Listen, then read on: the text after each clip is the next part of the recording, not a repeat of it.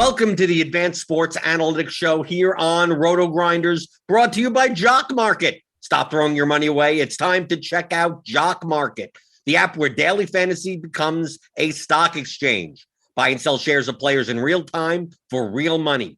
Download now for a 100% deposit match up to $50 using the promo code GRINDERS. And get this, if you don't turn a profit this week, Jock Market is running back their first market guarantee to cover your losses this week.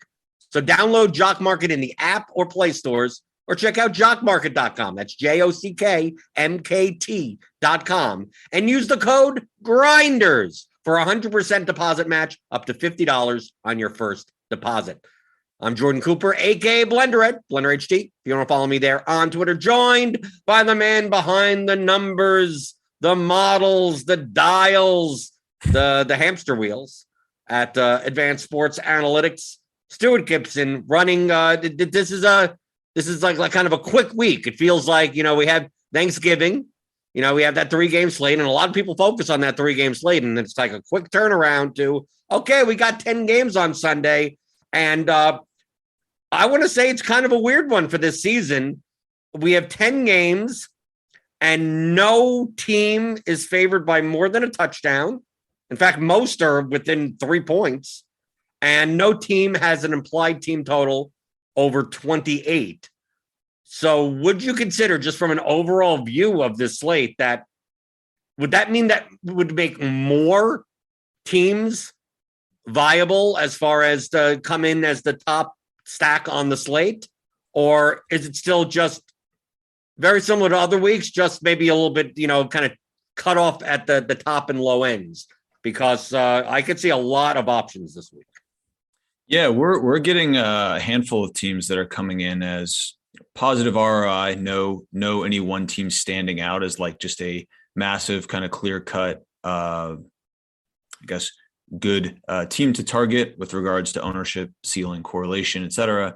I think it's an interesting spot for that this week because, looking at ownership, it actually looks like we're going to see, as we're like last week, we weren't really projecting huge ownership for any kind of one specific stack or player. I guess it converged that way a little bit with, some running backs and receivers getting rolled out late in the week. But looks like this week we are seeing a handful of guys that are going to project for pretty strong ownership. And think it is a good week to kind of be diversified, feel comfortable being a bit under on some of these super popular guys, not so much nixing them completely from your player pool. And seeking to get exposure from, I think, while there is one game that's kind of standing out from a total standpoint, there are kind of a handful of games in this compelling, like 44 to, 49 type range. And does feel like a week where there's probably half a dozen games or so that have a realistic chance at being one of the kind of teams that, an optimal lineup would come through. So I think my inclination, just looking at it now, and like you said, it is a pretty quick turnaround, like, crazy double hamster wheel type week. You got Thursday and the Sunday stuff going. But as we get towards Sunday, I'm expecting to seek out pretty even exposure and kind of balanced across a number of teams, none of which feel like slam dunk kind of comfortable spots, but many of whom feel like they have a real chance at being part of a tournament winning stack. Do you think that with a lot of the games, with most of the games, if not all of the games, I mean, the largest spread is the Patriots versus the Titans, and that's primarily due to how many players are out for the Titans. Because the spreads are closer, one would think that it makes it more likely that when you do build a lineup, you'd prefer to build the game stack rather than the team stack. Like, I'm going to run it back. Like, these games are more likely to be competitive. But it's also a week where no one individual team total stands out that much dramatically than others. With 10 games on the slate, do you think that if you had to choose between one strategy over the other as far as construction goes, if you had to choose, obviously there are ways to build lineups of all different types of constructions. I think people will more likely build the game stacks and not necessarily focus on the teams, because none of the teams kind of stand out. But isn't your goal in DFS is to capture the one outlier event that maybe one of these games that are, 2.5, 3-point spread, one team just goes out and destroys the other 42-3. It's the less likely occurrence. But is that one way to limit the amount of things that you have to get right and not end up with, we always see those lineups where, you play the Bills, right? And then you run it back with someone from the other team. It's like, oh, if I just would have played 4 Bills, like the guy, anyone on the other side of the game only scored like 7 points. Do you think people are going to, I don't want to say fall into the trap, but do you think that just because most of these games are close, quote unquote, that doesn't necessarily make it that, you should be game stacking with members of both sides of the game?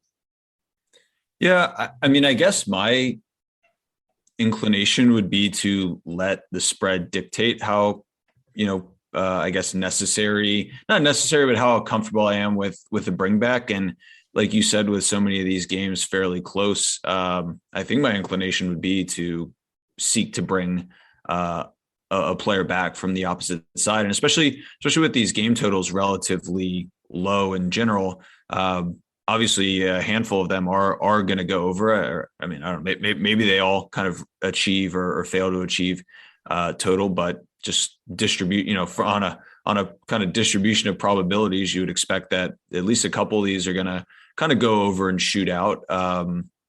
And I guess for that to happen, my sense would be that both teams are kind of pushing one another, just given how close the spread is. So my I think sense would be to try to bring back here in most spots. That would be my lean. I think my kind of departing from bring back a player is usually with these games that have like really high totals or really high spreads or just super unbalanced sides. But it feels like most of the games here on this slate are project to be pretty tight. Right. My thinking behind this on the other end of the spectrum is that with no team that has that high of an implied team total, like ridiculous. I mean, yes, we have the Bucs. We'll talk about that game with them 28 implied team total. Is that there's 10 games on the slate, maybe none of them go over.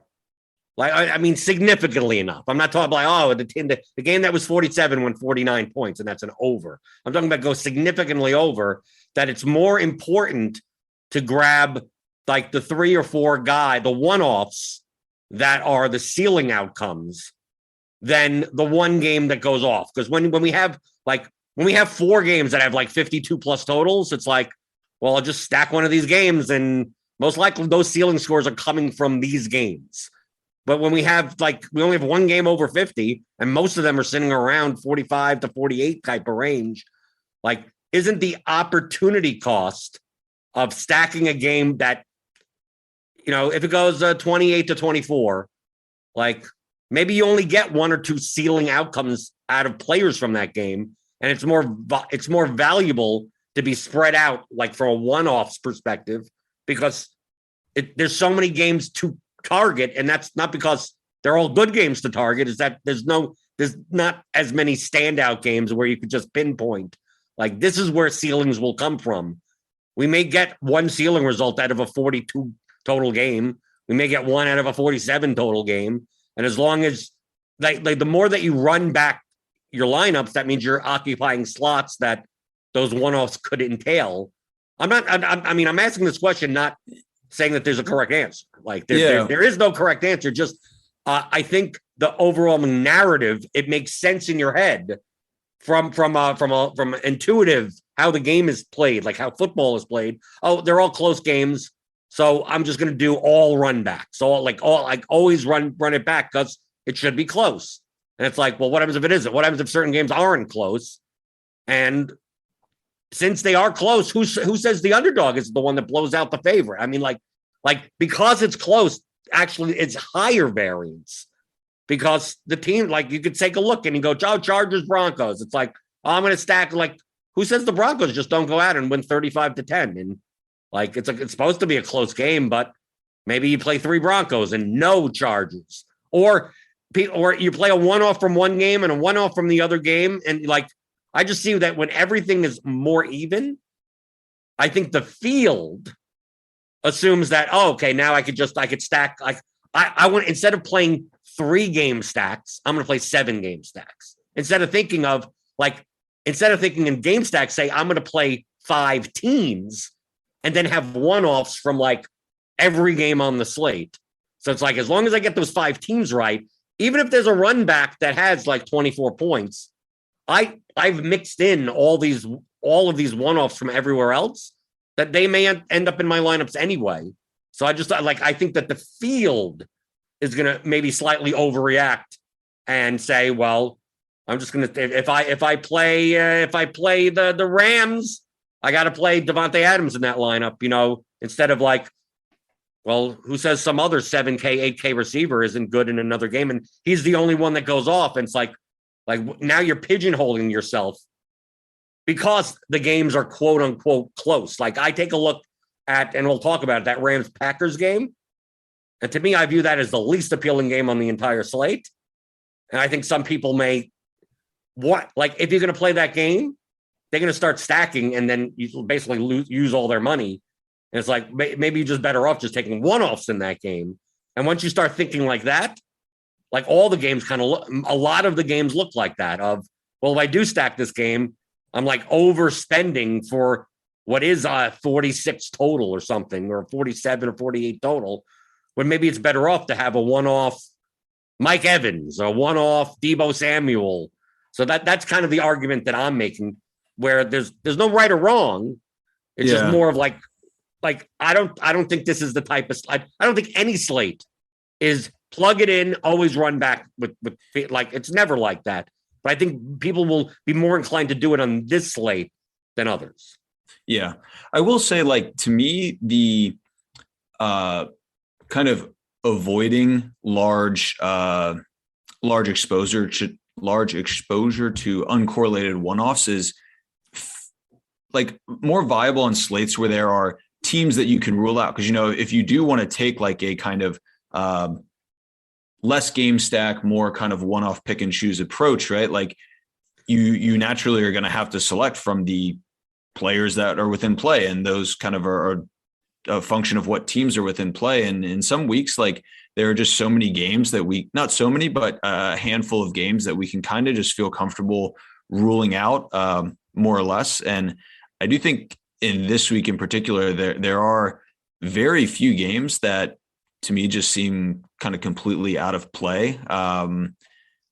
And, with that in mind, like I do think if I am going to take like a very kind of one-off focused or kind of secondary, bring back no game stack type approach, I am gonna, running the risk of being a bit spread out across all these possible games. And fortunately, it is like a small slate, so you might not get spread out too much, but it is something to keep in mind. Well, the top game on the slate, probably going to be the most owned game on the slate, highest total. It opened at 51.5. It's now up to 53. It is the Tampa Bay Buccaneers against the Colts at home inside the dome. Brady and the Buccaneers have a 28 implied team total. Colts 25 implied team total. We have Godwin at 7K on DraftKings, maybe the highest owned wide receiver on the slate. Jonathan Taylor coming off a monster game. He's up to 9,100 against arguably one of the best rushing defenses in the league. Of course, that didn't stop Jonathan Taylor scoring 5 touchdowns against the Bills, who are one of the top rushing defenses in the league. But I still don't expect Taylor to be that owned. Pittman at 5,600 is going to get some ownership. I see a lot of Brady plus Godwin plus Pittman type lineups. Brady, Godwin, Gronk, right? Pittman type lineups. Maybe some ownership on Fournette. Obviously, you mix in Mike Evans there. To me, Mike Evans at 7,200 versus Godwin at 7,000. Like currently have, we don't have updated ownership for all of the news that happened today on Friday.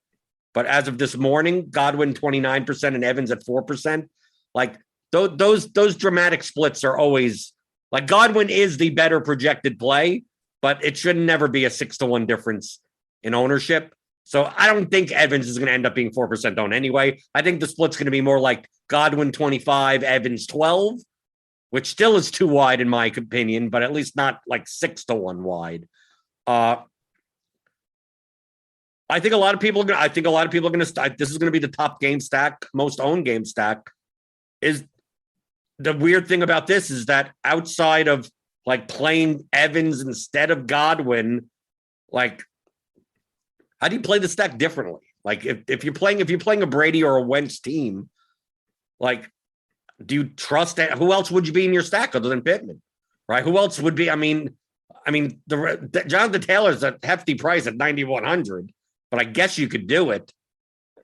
To me, I almost feel like I'd rather fade the Bucs. I'd almost only because of how they could spread the ball around. I know Antonio Brown is out, but you have Godwin, you get Evans, and you have the tight ends, which is not just Gronk. They got Braden Howard there. Tyler Johnson will mix in. Scotty Miller may be back. He'll mix in. And Brady has no problem throwing to anyone. So the Buccaneers could put up 35 points. Brady could still have a good game. Fournette could have 2 rushing touchdowns. And you're sitting there with Brady throwing 280 and 3 touchdowns. And all 3 touchdowns go to 3 different people. And like the highest scoring wide receiver has like 18 points. And you're sitting there going, was it worth it? And with the ownership that the Buccaneers are going to have, does that kind of make sense that stacking this? I'd almost rather not play anyone from the game if I'm going to fade it rather. And then if I'm going to play someone from the game, I'd rather. It's one of those games where if the Bucs do well, the Colts probably do well also. Like in that scenario that they put up 2 or 3 touchdowns. But if the ball is spread out enough, especially both these teams, you got Pascal, you got the tight ends on the Colts. It just seems like the field may not acknowledge how spread out these offenses could be at times. And with all this ownership getting concentrated to Godwin and Pittman, it doesn't mean I want to play Zach Pascal. Doesn't mean I want to play Cameron Braid or anything like that. But maybe that's how the game gets to a 53 total. But from a DFS perspective, just it's spread out enough that the game kind of fails as a game stack because it's all spread out. Yeah, we've got positive scores for both these teams. Actually, pretty strong score for Indianapolis. We have Indy stacks appearing in the top 1% of lineups at a 1.76% rate, which. What do those stacks look like? I mean, what it would be Wentz, Pittman, what? I mean, what? Yeah, so like Wentz, Pittman, Mo Alley Cox, Nyheim Hines, Pascal, just I guess sprinklings of these guys that don't project well but are very cheap and essentially a touchdown for many of these guys. And Hines, I guess he doesn't really have much rushing touchdown equity at this point. They're using Taylor almost exclusively at the goal line, but a receiving touchdown for many of these guys, could vault them into tournament winning contention. Probably more like medium-sized tournaments. I don't know that they have quite kind of the raw upside needed for like a large field tournament, but small to medium tournaments, which is what for what it's worth. Like that's what we're simulating on. We're simulating on a 12,000 person tournament as opposed to like the massive Millie makers. And then, I think also single stacks are relevant, Wentz, Pittman. And, if you have Pittman, probably avoiding like another high ownership guy like Godwin. But I think, Evans makes a ton of sense as kind of the lower projected, but lower ownership play. I think that's kind of what those positive stacks might look like. And the running backs are natural negative correlation to the ownership of those stacks. Like if Taylor and Fournette or Fournette have big games, it's almost definitely coming out of the the ceilings of the higher owned players, right? If Taylor has 3 touchdowns, Pittman's not going to have a snowflake. And I'd much rather play Fournette because Fournette catches balls out of the backfield. So I think his ceiling, obviously Taylor does also, but he's 9,100 for crying out loud. So I could see myself on DraftKings playing a lot of Fournette and less of Godwin and just playing them as standalones. Just go, maybe the running backs get there. Leonard Fournette has 100 yards rushing, 2 touchdowns. That'll take away from Brady. That'll take away from Godwin, Gronk, Evans, all those guys. It almost feels like I'd rather play Fournette as a one-off than play Godwin as a one-off. It feels like at his ownership that he's probably going to be the most high-owned wide receiver. That we have plenty of guys in his price range. That why do I want to play a 25 to 30% off one-off 7K wide receiver in a game that I believe the other players in the game are much more correlated to each other? Yeah. Would you feel comfortable with like a Fournette, Pittman bring back? I guess. Well, obviously Pittman's owned also. That's the problem in this game is that the 2 best pieces are both high owned. It's not one of these games where one guy is high owned and then the other side of the game kind of is even ownership, right? You get okay, well, this guy's going to be 15% owned. This guy's going to be 13% owned. This guy's going to be 10% owned. It's kind of like, nope, Godwin, Pittman. That's what people would like. If you're going to run it back with anyone on the Colts, it's going to be Pittman, right? Yeah. So how do I end up if I play Fournette? All I'm doing is I'm just adding a high owned player with Pittman. It's like I could have just played Godwin as a one-off at that point, right? Yeah, but I don't expect Fournette to be quite the same ownership kind of relative to his positional group as Godwin. Yeah, right? But my attitude is that if Pittman hits a ceiling, the game is more likely to be shooting out more, which gives the ceiling to Godwin, which I don't have in my line. The whole point of rostering the running backs is that the running backs suck the life out of the game. Yeah, that's true.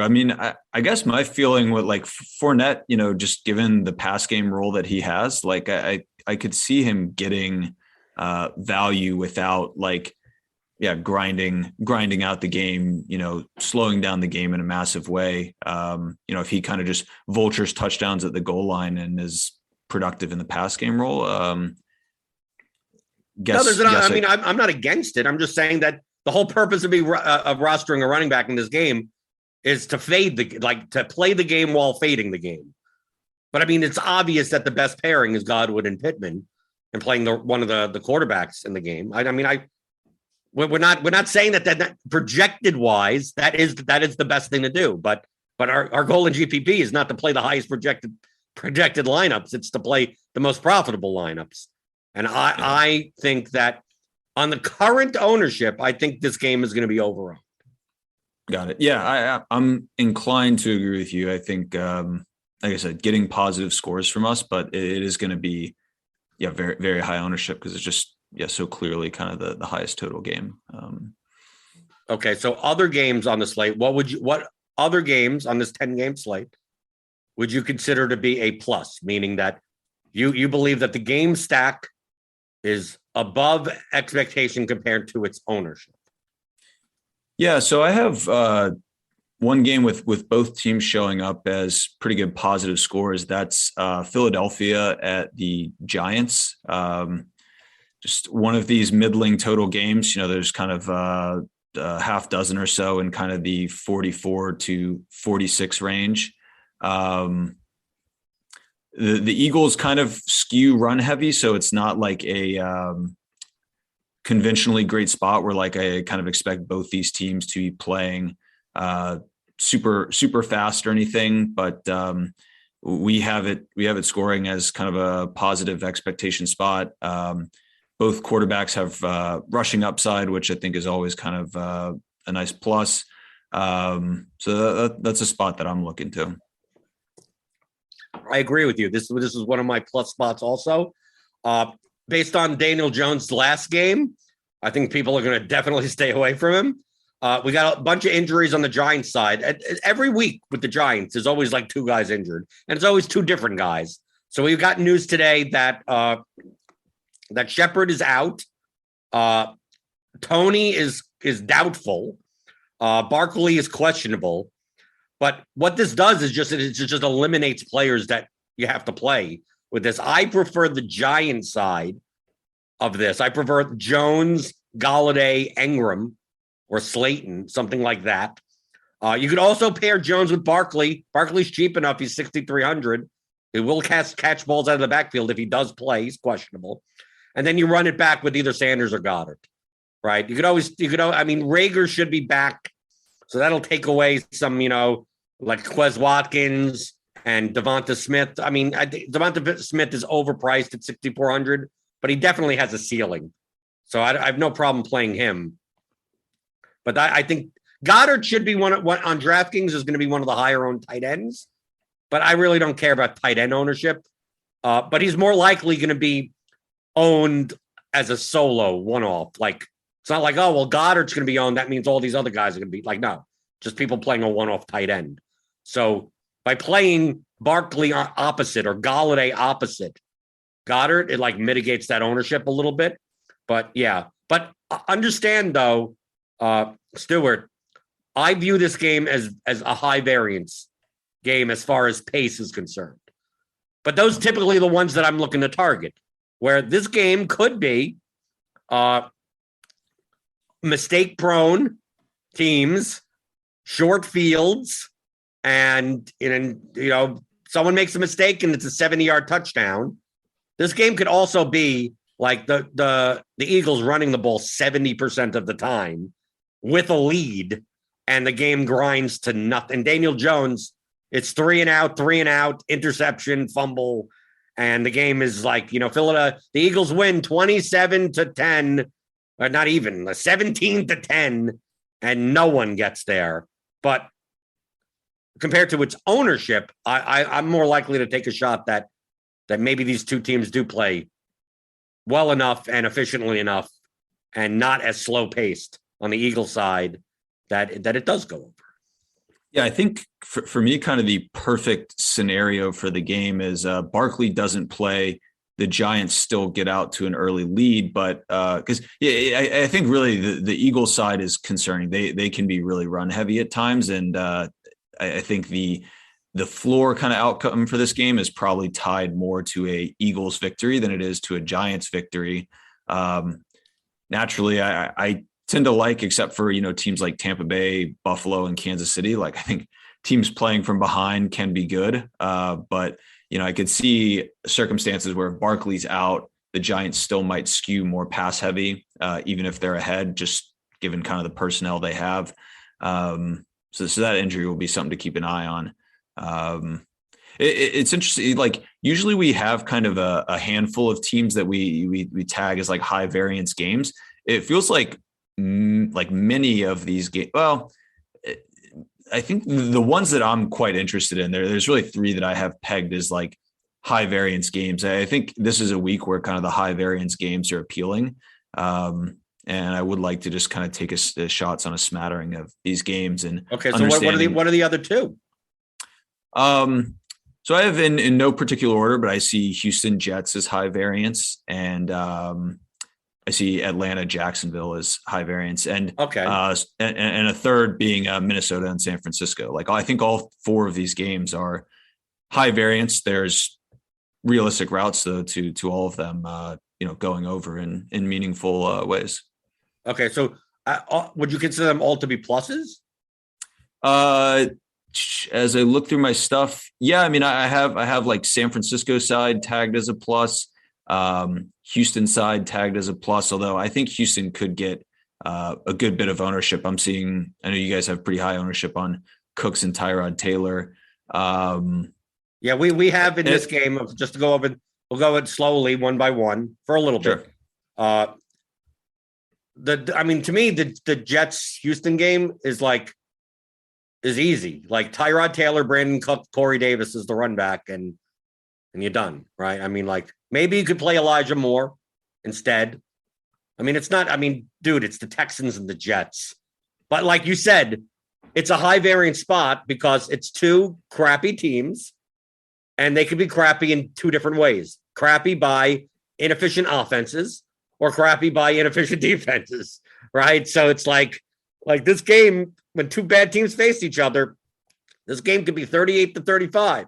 It could also be 10-3, right? I mean, it could be that. Based on the ownership that I see currently, to me, Brandon Cooks is one of those guys that you play when he's low owned and you fade when he's high owned. And if Brandon Cooks is getting ownership this week, 20+%, that just automatically makes me go like, I'll just X out this game and just hope two bad teams just don't do much. Yeah. Yeah. We have, I'm just looking at our ownership ratios, and we have kind of meaningful gaps between Taylor and Cooks in ownership. And yeah, I think that makes like a lot of sense. If our simulations had Taylor and Cooks at the level you guys have, I could see this, that being a real big pivot on how this game sims out. And that might change as kind of the week goes on. And I have to update tonight for injuries anyways. And we'll see kind of how ownership projections and our simulations come out with that game. But yeah, I'm seeing at the levels you guys have. I mean, Taylor is, I think, one of the top 5 quarterbacks, top 5 ownerships at QB, and Cooks is, I remember, quite high also, probably top like 5 top or 5. so. Yeah, like that. It's like high. We have typically talked on the show about high variance in kind of a good way. But when you get high amounts of ownership on high variance, it's potentially a good spot to essentially roll the dice on all of that ownership just getting completely busted on variance going the negative way. We've mostly talked about being on under-owned high variance games at the opportunity to get, exposure to kind of the positive variant outcome. So yeah, I can see where projected ownership is going to make, I think, a big difference on how you view this game. Right. And also with all the news that's coming out even today, possibly tomorrow, like these ownership numbers are going to change somewhat. I mean, like especially on the short week. I'm not talking about short week for the football teams, but short week for DFS content.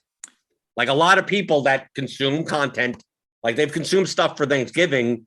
Isn't that like we get a lot of times on a normal week of DFS where people like on Tuesday are already like kind of anchoring to certain players and certain teams. And then as the week goes on, it's like, kind of that ownership gets a little bit like a little bit encrusted into the consciousness. And then stuff happens Friday and Saturday and that kind of moves. Here, it almost feels like on a Friday afternoon, it feels like we're doing the show on like what it would be a Wednesday on a normal week, where it's like, we have projected ownership, but I'm not necessarily sure where a lot of the subjective psychological bias is going to go, because most people have been focusing on Thanksgiving than on this slate. The game that I have to target the highest, and it's not going to be an unpopular game, but I think it's going to be, I think it's as good as Tampa Bay, Indianapolis, but won't be as high owned. So it's still going to be owned. And that's going to be Chargers Broncos, playing Justin Herbert plus Allen, Williams, Cook, Eckler.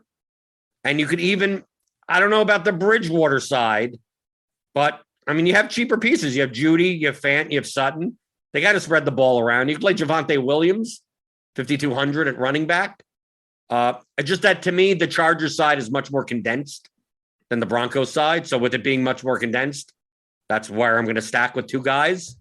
Jared Cook, sometimes he gets there and sometimes but if you're going to stack Herbert, I just think the Herbert stack, people are going to gravitate to Godwin, gravitate to Pittman, play Brady, that type of thing. And while Herbert stands to be one of the higher owned quarterbacks, Keenan Allen will be owned, but I'm not sure about anyone else on a team. And I have no problem playing Herbert with Eckler, playing Herbert, Eckler, Williams, and without Keenan Allen, and then just rotating in anyone you want on the Denver side. And this is one of those games that I was talking about in the very beginning of the opportunity cost. Is it possible for the Chargers, the Broncos, to score 3 or 4 touchdowns and none of their players get there because it's all spread out. But the Chargers are so much more condensed that maybe I have lineups without any Broncos. Maybe I have 3 Chargers, no Broncos. And it's not because I think the Chargers are going to blow them out. It's just that maybe Judy scores a touchdown and then Cortland Sutton scores a touchdown and Fant scores a touchdown. Melvin Gordon has a touch. Like everyone's spread out. And it's like, okay, who's your highest scoring player on the Broncos? It's Cortland Sutton with 16 points. And it's like, which it's doable. Yeah, I mean, I could still be in the winning lineup, but it may not be necessary. Yet if the Chargers score 4 or 5 touchdowns, like I could identify pretty much who that's going to be and just like, let me play 3 of those guys. Yeah, I think it's a very projectable lineup. I mean, Keenan Allen Herbert it's going to be one of the most owned, if not the most owned QB wide receiver combinations, don't you think? Well, that's what do you think I'm talking about? You play Eckler and Williams. You play Williams and Cook. Like, there are ways to play this. Okay. I don't know what I think that Brady plus Godwin will be higher owned than Herbert plus Allen. It may not even say that in our current numbers, but I think the Tampa Bay Indianapolis game is the highest owned game on the slate. And with people playing Pittman or Godwin, it'll just make more lineups have Brady or Wentz in it, more so than people don't want to play Keenan Allen, right? People like, he's there. Yeah. He's 7,400. I'm fine with playing Keenan Allen, but people look, Keenan Allen and Chris Godwin are virtually the same type of receiver. Yet people view Godwin as like, well, he's not a low A dot. Like, no, they're the same type of receiver, but people view Keenan Allen as this 8-yard A dot, no touchdown type of receiver. It's like, if you go to Godwin, he's pretty much the same type of receiver, but people want to play him more. And I just think there are more Chargers that are going to be lower owned. Like I said before, in our ownership with Evans, we currently have his 4%. He's ain't going to be 4%. He's going to be like 12 to 15%. So I see Keenan Allen's ownership more likely to come down to 20% than Godwin's coming down to 20%, and Herbert coming down to like 12%. And it's like, I think Brady plus Godwin is like 15 plus 28, and Herbert plus Allen is more like 12 plus 20, which still makes them, like I said, it's not like this game. It's not like the Chargers aren't going to be owned. I just think that the Chargers stacks are, because of how more condensed that offense is more valuable to me than a Tampa offense that Brady could throw 4 touchdowns to 4 different people. And like Brady may have as high of a score as Herbert. It's just that the pass catchers that go along with Herbert also have ceilings, while the Bucks guys may not. Yeah, that makes sense. We've got a decent score on the Denver side.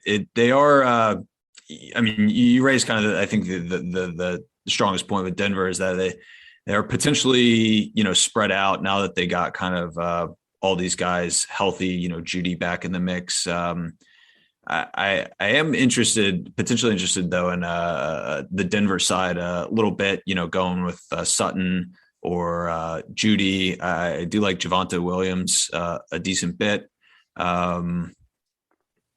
In general, though, I think this is a game my preference would be to be under on, just given the numbers that we currently have. I suppose if you are going to kind of go the Los Angeles side, I do like the Eckler Herbert combo. That's been kind of a running back QB combo that I've been playing a good bit this year, and it has it's gotten off to a good start in a few games, but has yet to, at least the weeks that I've played it, like really hit in a big way. What's your interest in? I'm just looking kind of at prices, and Mike Williams has been on kind of like a escalator up, elevator down as far as pricing goes. It seems like 5,700. I'll play him. Give it to me. Yeah, I wasn't playing him at 7,600, but at 5,700, I'll do it. Yeah. Earlier this year, I think people were licking their chops at or would have licked their chops at kind of a cheap Mike Williams, but he got priced up pretty quickly. But now he's fallen back down, and his role has been on a bit of a decline, but that could be, I think, a viable spot. You said one of the games that you had as a plus, I have as a minus, is the Falcons Jaguars game. Okay. Okay. What are your thoughts on this game? Because like I don't think it projects well, and I mean, really, do you want to play Matt Ryan and Trevor Lawrence? I mean, like, yeah, I guess I see like the Jaguars is like, I can understand playing James Robinson. I can understand maybe playing a Jacksonville receiver one-off, but to pair these guys together based on the projections that I'm seeing currently, it doesn't stand out as to me. I view the Jaguars as they can throw to 8 different people. Why am I taking Trevor Lawrence? Then I look at the Falcons, and all I know that this season is anytime you trust the Falcons, your bankroll disappears. So like they don't even project that well either. Like other than maybe Kyle Pitts, maybe Patterson if he's back, but I never like really playing that guy. Like what do you find so appealing about this game? So I'm looking at like our simulation score now, and they aren't showing up super great. But I think like Jacksonville is just a defense that I like to attack. No Ridley, so I think Atlanta's offense can project to be a bit more condensed around like Pitts and Gage. The game has a respectable total. I think both defenses can be exploitable. So that's kind of what I was looking at. Mostly seeing Jacksonville as a defense to attack, and especially with a more condensed offense than usual. Is it really that condensed? They throw to Zacchaeus, Tajay Sharp. They got multiple running backs. Patterson, because also when Patterson plays, he comes out of anywhere. I mean, like he's a anywhere position guy. I don't know. I'm not big on this game, but I mean, it's not going to be high owned. So I mean, like for the ownership that these guys are going to come in, taking a shot is no problem. I mean, we have Agnew out, so maybe Laviska Shenault finally does something. But all I know is that anytime you play Laviska Shenault, he plays on 98% of snaps and gets 2 touches. Yeah, he's been painful to roster this year. The last game that I have as a plus, and I kind of want to dig more into our numbers, but the San Francisco side of that game, I think is appealing. Like Minnesota has just very natural bringbacks. I think, what are we scoring Minnesota? We don't have a great score on Minnesota as a side to stack, but certainly going either one of Jefferson or Thielen as a bringback, or just really strong. Like Minnesota, I think is a very compelling team to stack against week in and week out, just given their defense, given the bring back option of Jefferson, Thielen. San Francisco can always be a bit concerning, just given the rate at which they run the ball, but certainly have talented receivers in Samuel and Kittle.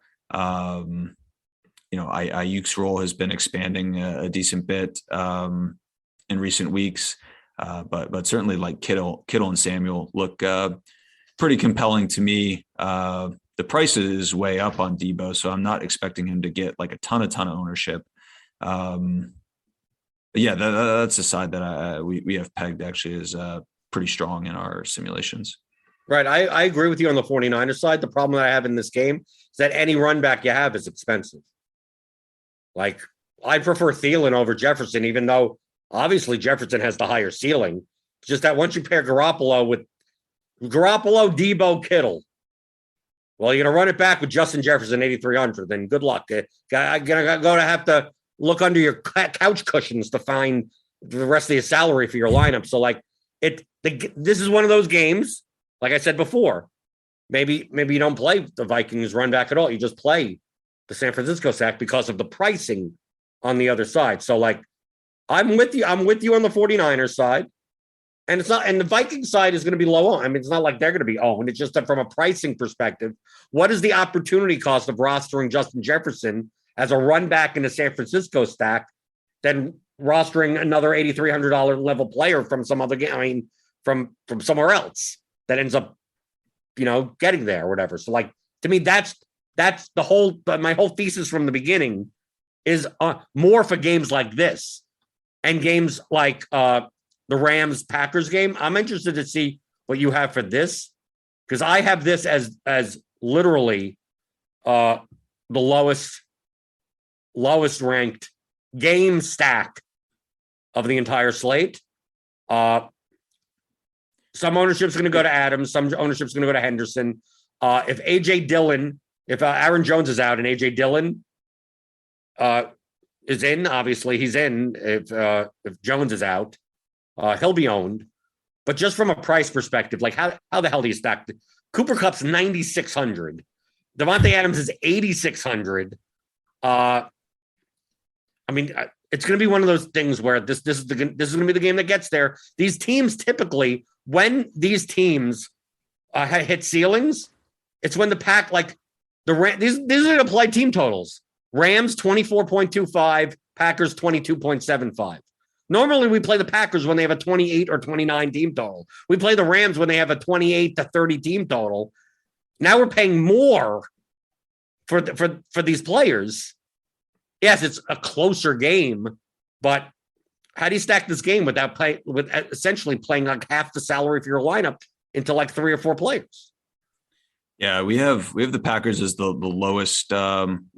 lowest grading out team. So I'm just looking at the propensity of Green Bay stacks that are appearing in the top 1%. On a fully kind of balanced slate, every team would appear 1% of the time. Obviously, things are unbalanced, so any team that appears higher than 1% good, any team lower than 1% bad. We have Packers lineups accounting for 0.58%, so about half of the expected value under kind of full efficiency. It's expensive, low total. The Packers are slow, run heavy. Rams, good defense. The price is preventatively high as kind of a total stack. It makes a lot of sense. We have the Rams not quite towards the basement, but kind of around like the bottom third percentile. I don't know, not quartile, not I don't know what a third, whatever, but bottom 33%, I guess, of stacks. So yeah, with you in that, it just seems like a pretty unappealing spot from a stacking standpoint. Certainly, talented teams, there's potential for any one of these guys to be viable one-offs, but from a game stack, with you on this one as a minus. What are your thoughts before we get out of here on Carolina? Cam Newton may be, like, if you're playing cash games this week on DraftKings, he may be the most owned cash game quarterback because of his rushing upside, and he's 5,600.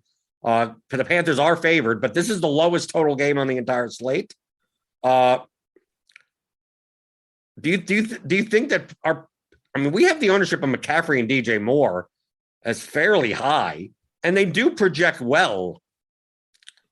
But do you really see the upside? I see the upside on Cam, but do you see the upside on Cam at 5,600 plus McCaffrey at 9,000 plus DJ Moore at 6,200 all get to a ceiling? It almost seems like any touchdown that gets scored hurts any of the other one of the other guys. That you'd rather play Cam naked, or you'd rather play McCaffrey one-off, or you'd rather play Moore as the one-off and hope Cam doesn't vulture a rushing touchdown either, right? Maybe you could play Cam plus Moore, but it just seems like at McCaffrey's price at 9,000, you'd want a 35-plus point ceiling. Cam Newton's in there. I guess they both can get there, but not at a 42 game total. Am I really going to want to play 3 Panthers in my lineup?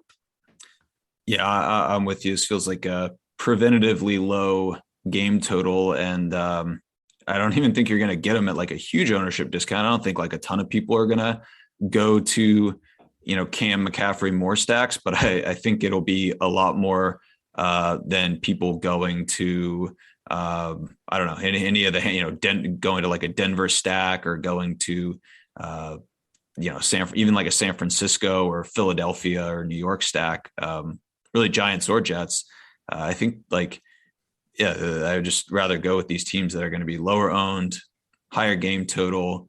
I think just overall better game environment. So we have pretty strong negative grades on both Carolina and Miami. This is probably the only game that I feel comfortable just like fully Xing out from a stacking standpoint. Considering teams to stack, I don't really want any part of either of these sides from a stacking standpoint. Right. So you're not going to make the super duper Newton, McCaffrey, Moore, Gaskin, Waddle lineup.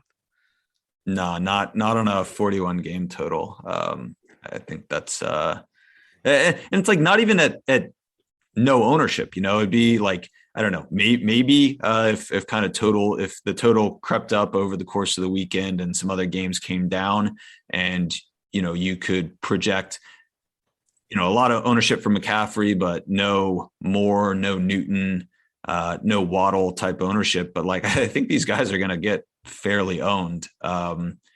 Again, could make for fine one-offs. I think, there are a few game totals that are incapable of supporting any, fantasy life, but certainly 41.5 when we have a pretty much every game is in like the 44 plus range, just doesn't really feel like that can support full game stack or even really stacking a single side. Anything else of note on the slate?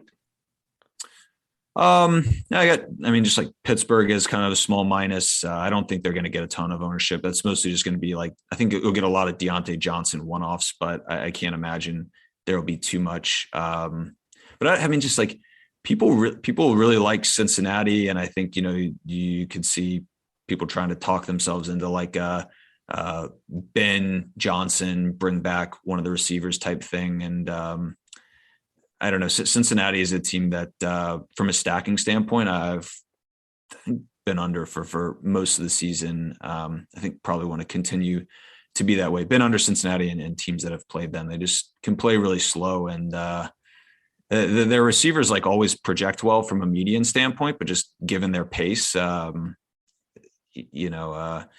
just hasn't been like a super fruitful a team to stack so far this year.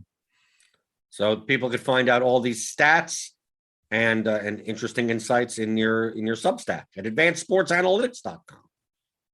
Yeah, correct. Follow us on Twitter, and that's where we'll be, tweeting out, I guess, the links to the stack, whether you're a subscriber to the Substack or to the site, either or will get you access to that. And we'll release that tomorrow. Just have to, like you said, today feels like a Wednesday, and I think just catching up on kind of the injury news and notes, want to make sure we kind of have the current state of things heading into the weekend for our simulations and kind of the article that's derived from that. So keep an eye out for that sometime tomorrow morning.